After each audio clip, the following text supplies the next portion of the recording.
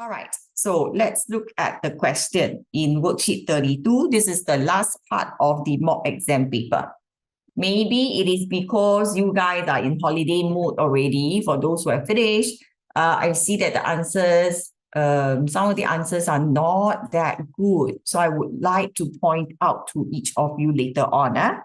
Now, Brian set up an experiment using similar beakers. So there are similar beakers. Take note. So this will ensure fair test, right? Okay, similar conical flasks as well, shown in the diagrams. Now, the water level in the 3 conical flasks were at the same level at the beginning. So start off with the same amount of water. And I have already indicated. Can you see my dotted blue line? Okay, so this is same level at beginning. Same level at the start, I can say. Okay, so all started at this level. Now, he placed the conical flask into the 3 beakers with different amounts of what? Hot water. Different amounts of hot water. And then after 5 minutes, he observed that the water level of the conical flask was highest in B. So this is the highest level. In fact, this is the increase in the height, right? Okay, increase in the height or the water level. Right? So this one increased lesser, and this seems to stay the same. Now, which of the following are possible reasons for Brian's observation?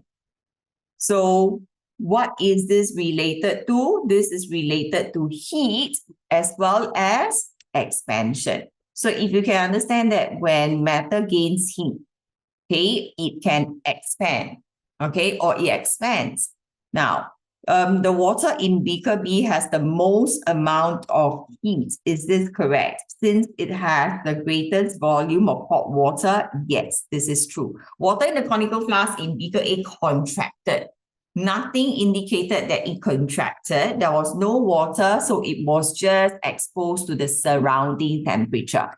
Okay? Not true, because it was at room temperature.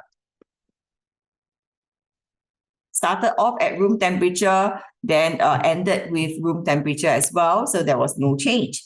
Hot water was used in beaker B, while cold water was used in beaker C. Cold is not true because hot water is being mentioned over here. Okay, so this is not true. It's actually hot. The water, okay, in the conical flask in beaker B expanded more than the water in conical flask in beaker C. Of course it did. That's why there was a greater increase in height. So this is true. Okay, so this is correct. So A and D are correct. A is the answer. Those of you who got it wrong, do you understand why now? Yeah, do you understand why now? Because some of you chose C, thinking that the statement C is a correct statement. What was wrong with statement C? The cold water. It was said that there's cold water in which beaker? In beaker C. This is not true, no? We started off with hot water. Okay, so cannot be cold. You have read wrongly, or you didn't read carefully. Next, question 2. Diagram below, okay, shows an indoor farm that uses LED lamps to provide light needed by the plants to grow. Okay, which of the following circuits will the LED lamp give the brightest light? Tell me, what is this topic related to? What is this topic that the question is relating to? Can you tell me quickly? Okay, I can see your responses. Good job there. Yes, circuits, electricity. Yeah, particularly the arrangement, right? Arrangement like parallel or in series. Very good. So this is on electricity or electrical system. Now, during your revision, Miss Tay actually told you you can use a particular way to help you understand how the bulb will light up when it is being placed in different arrangement. What was that? What was that thing that I referred you to that you can play around on your own? Okay, you can connect the different light bulbs in different ways, add in batteries, put in switches and then see how you can control all the lightings. What was that I asked you to try? You all still remember? Vincent, you have that. What do you have? Physical one? Is it a physical toy you play with, or is it you tried online? Okay. Okay, Caleb, your teacher kept it. I think it was some sort like a toy, right? That you can do the connection, right, Caleb? Yeah, the one I asked you to do was online. Remember? Online, where do you go? It starts with a P. And it sounds like the opposite of thin. Yes, Vincent, that is correct. So go to this particular website. Okay. Yes, correct. You use it in school. Fantastic. I know this is getting more and more common. When I was teaching my students, right? In primary school, they didn't know about this. So I introduced to the students, and then the teachers all started using. So from then onwards, right? I think it was also spread. Not just me, there are also other teachers doing this. Okay, so it proved to be very useful. That's why all the primary school teachers would have already asked the students to try.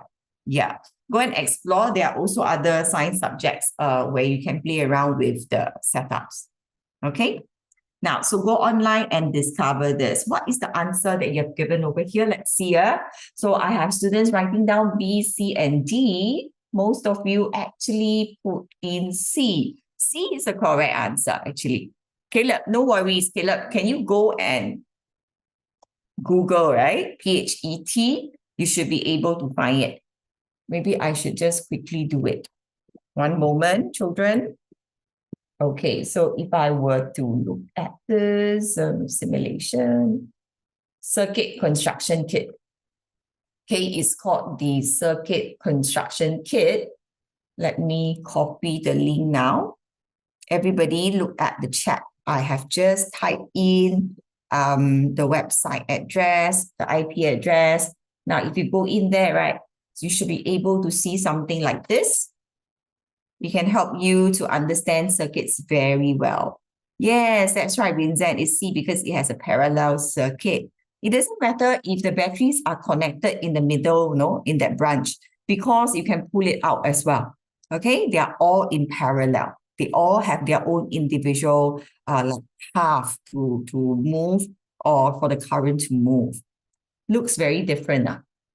Okay, so if you click, and you should have that interactive simulation. Okay, you can go to intro. That's fine. So you pull the wires. Remember, can pull the wire. So this negative sign are actually the electrons. So if we don't want to see electrons, then we just leave it. Okay, we don't have that clicked in. Okay, so now I have 2 batteries. So you do all the connections yourself. All right, can?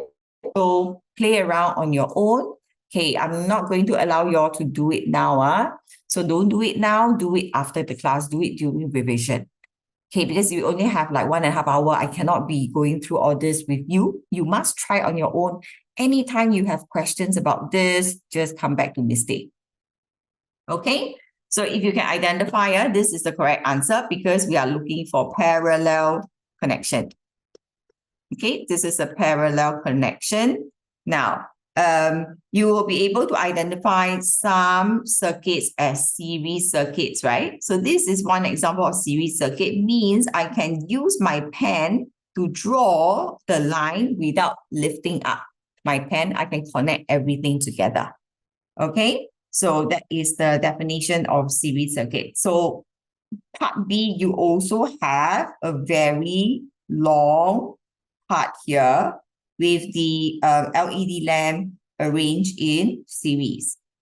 Okay, and then this one as well. This one also, you have 2 lamps in series, and the other side also 2 lamps in series. So that is going to tell you that the LED lamps in series will share the current, so they are not going to light up as brightly.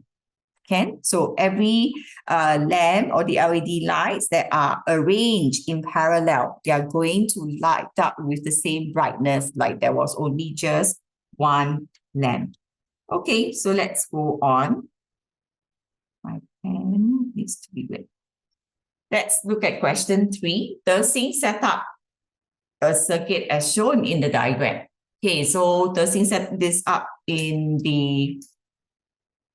Are you all seeing my slides? You are, right? Yeah? Okay, good. Thank you. So back to this. First thing, set up a circuit as shown in the diagram below to find out if objects P, Q, R, and S are electrical conductors. Okay, so he recorded his observations in the table below.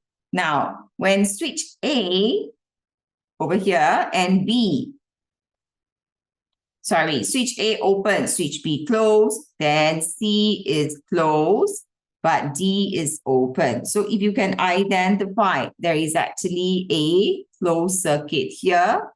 And did the bell ring? Yes, the bell actually did. Why is my pen not working? Okay, sorry. So this actually tells us what? Write down the conclusion by the side. Okay, Q and R are conductors. All right, because the bell actually can sound. So they must be electrical conductors. That's why current can flow through them. So go to the next one. Okay, now we have A open, B closed, C is open, D closed. So when D is closed, right? Where is the